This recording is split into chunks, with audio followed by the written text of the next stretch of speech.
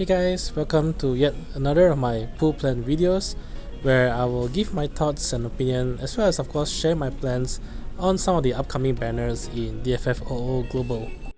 In this particular video, I'll be covering the events and banners where Leo and Iris will be the featured synergy character. As always, you can also refer to the cropped infographic on the left hand side of the slide to see which events and what banners these are. The infographic was derived from the thewereotter's global forecast, and I will also of course include a link to the full global forecast in the video description in case you are interested. First off, a quick look on how I did since the last pool plan video, which was covering Reks and Rem banners. I skipped Reks and Garnet's banner during Reks event because I didn't really have a lot of interest in Reks as a unit. However, I was very interested in Rem, and as you can see, I spent a total of 80,000 gems, which is actually a full BT PT. Unfortunately, I had to go all the way until 400 G tokens because I did not get her BT while I was pulling. Luckily, I did at least manage to get one of her FR and 3 of Van's FR along the way. So in total, I spent 80,000 gems since the last video.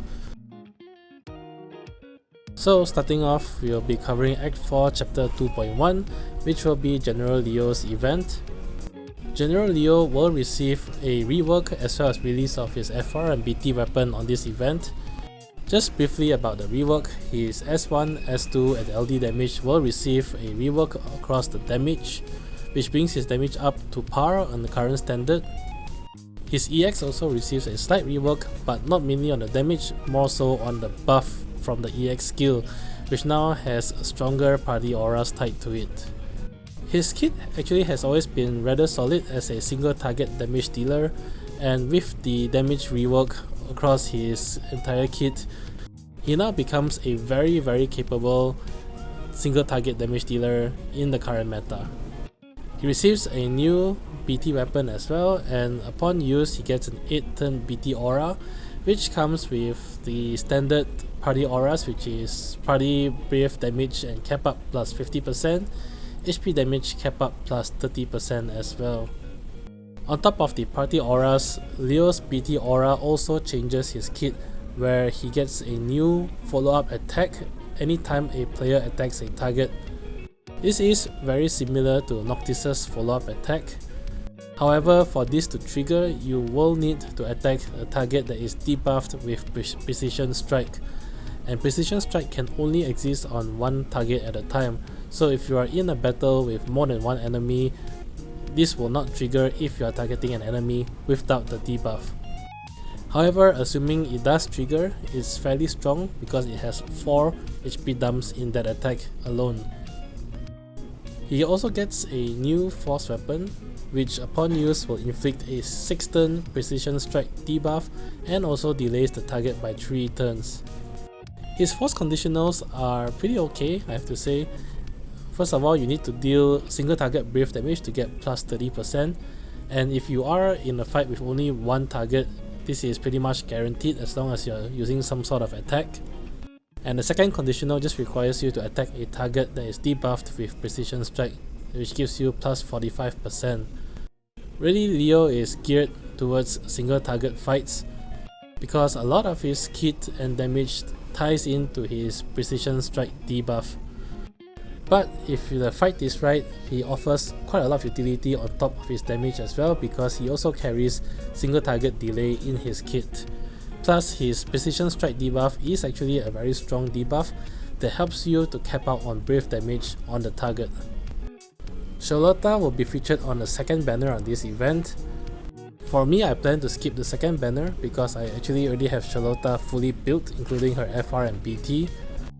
I am actually very interested in General Leo, so I will be pulling for him. I was very unlucky in Rem's banner, so I hope my luck changes here. Essentially, I may go for tickets if I get lucky with General Leo's BT, but otherwise I will likely still continue using gems because going tickets for BT is really too RNG reliant for my liking. I won't go too much about Sherlotta. She doesn't get a rework here.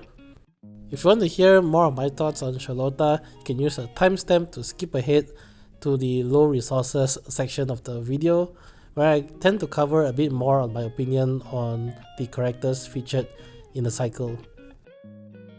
Moving on to Act 4, Chapter 2.2, this event features a newly released character in the global version of the game, which is Iris. Iris is a force case charger who can also deal pretty nice melee damage, and she also does have a little bit of utility in her role in that she can do a little bit of turn manipulation, and she also carries party battery as well. So starting off with her S1, her S1 is a standard force case charger move in the sense that it is instant turn and it doesn't increase the turn count. When Iris uses it, she batteries the entire party. She also heals one target of a value of 100% of the target's HP. If this overheals the target, any overheal will splash to the rest of the party as healing as well. Iris S2 also batteries the entire party. Beyond that though, the S2 is a basic single target melee attack with a little bit of splash, and it grants her one of her framed buffs. Essentially, you'll only be hitting this whenever you need to refresh her framed buff. Now her EX is where it gets really very spicy. As with her other skills, it also batteries the entire party. The way that her EX does damage is unique. Her EX copies the damage that the last ally did before Iris's turn. The total HP damage will be copied and will not be further modified by other effects such as force time. Her EX also warps an ally's turn to act right after Iris and forms one half of her turn manipulation ability. There's obviously quite a number of ways where you can abuse how her EX does damage. One common example I guess is if you are at one turn force time remaining and the character before Iris takes that final turn dealing for example 30 million HP damage, which is not unreasonable if you are at 99% force gauge bonus. That attack of course will bring you out of force time, but if Iris gets the next turn and she does her EX, the EX will copy the entire 30 million HP damage even if you are not in force time anymore, because as I mentioned, the HP damage is copied completely and doesn't factor in any other factors inclusive of whether or not you are in force time. The one thing about this though is that of course it does require you to sort of line up the turn order so that you put in a hard hitting party attack right before Iris does her EX, so it does require some sort of planning. But that's where her turn manipulation and that's where her LD comes in. So moving on to her LD.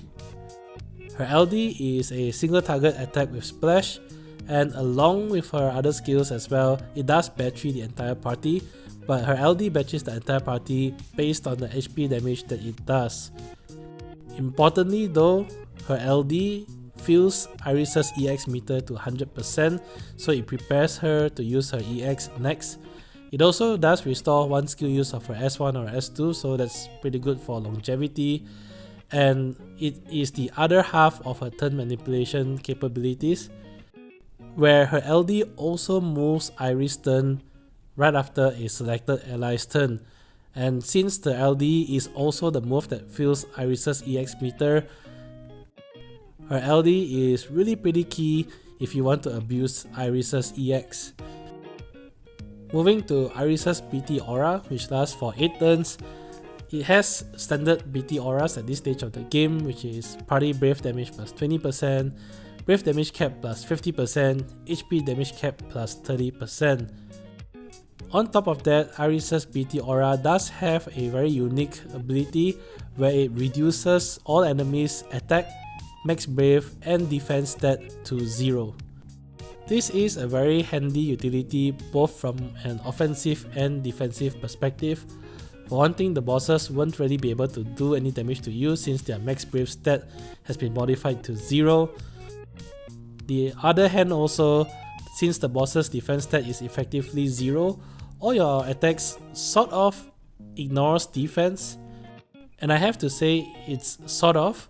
The end result is really the same as ignoring defense since the bosses have virtually zero defense stat, but it isn't truly a defense ignore trait, so to speak. For example, in the infamous Divine Shiva stage, you do require to have the ability to have defense ignoring attacks to reduce the enemy's colored auras, and Iris will not be able to fulfill that even though you'll still be able to deal brave damage, because a defense stat of 0 is not exactly the same as defense ignore. Finally, moving to Iris's force weapon. When Iris enters force time, she has two conditionals. First of all, the first requires you to recover brave to allies during your turn, which is plus 30%. Second requires you to do a melee attack during your turn, which is plus 40%. All in all, Iris herself can easily fulfill both the conditionals since all her attacks are melee and all of her attacks battery the entire party. But as far as a main FR goes, it is pretty restrictive because obviously not many characters can recover brave to allies during their turn, and not many characters obviously have a melee attack specifically, so fulfilling both these conditionals on other characters may be a bit tricky. This means that Iris's force is more suited as an echo ability rather than a main force. During Iris's force time though, the entire party does get boosts to brave gains, which is plus 50%, and if you are attacking a broken target or breaking a target, you get an increased HP damage and HP damage cap up plus 20%. I will cover more of my opinion on how Iris fares in the current meta in the very next section, and as always also you can use the timestamp to skip ahead. But my plans here is the same as the last banner actually, where I will want to pull for Iris. If I did get lucky on her BT on a free pull, then I will use tickets, but otherwise I will also use gems. And by this point in time, I hope that I did get lucky somewhere, because I really don't want to spend too many gems across these few events. But I built a nice stash for myself, and if I have to use it, then I guess I will use it here because I do want both General Leo and Iris.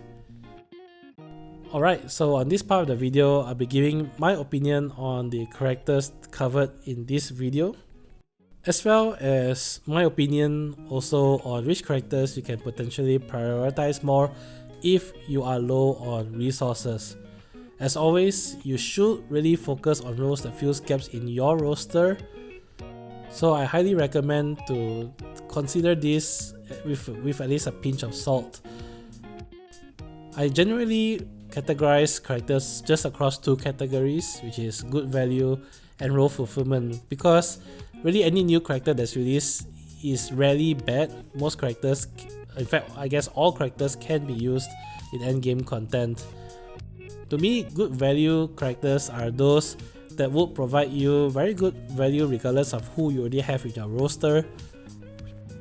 Whereas on the other hand, role fulfillment characters are also good, but may potentially be skipped if you already have other characters who can fulfill the same role as them. Here I put Iris under the good value category. Now that being said, I'll be honest and say that I was pretty close to actually putting her in the role fulfillment category, and I know there's going to be a few people who will disagree with me on that. Make no mistake, Iris is really good, and if you play to her strengths, which is really centered around her EX copying damage, then she has the potential to be absolutely busted. But as you can imagine, since it's centered around her EX, using Iris does require careful planning and putting her into a party that she can really make full use of her EX copying damage. If you don't plan on doing something like this, then it's probably better bringing in more straightforward damage dealers, and Tifa is actually a good example. With Tifa, she is very plug and play. You just sort of use a BT plus, enter into her force time, and then just press the buttons, and regardless of what you press, she'll do very nice single target melee damage. In a nutshell, I would say that Iris has the potential to have a very high ceiling, but That potential requires you to firstly have very careful party planning in advance, and also very careful play during the run itself, because you really want to try to line up the turn order so that Iris gets her EX when her EX matters most.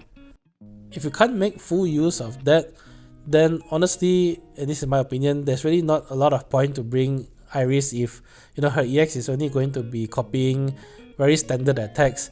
In that scenario, I ask myself, then why would I want to bring Iris? I can just bring somebody else who also just does nice decent damage in the first place. Moving to the role fulfillment category, here I place all three, which is General Leo, Tifa, and Sherlotta.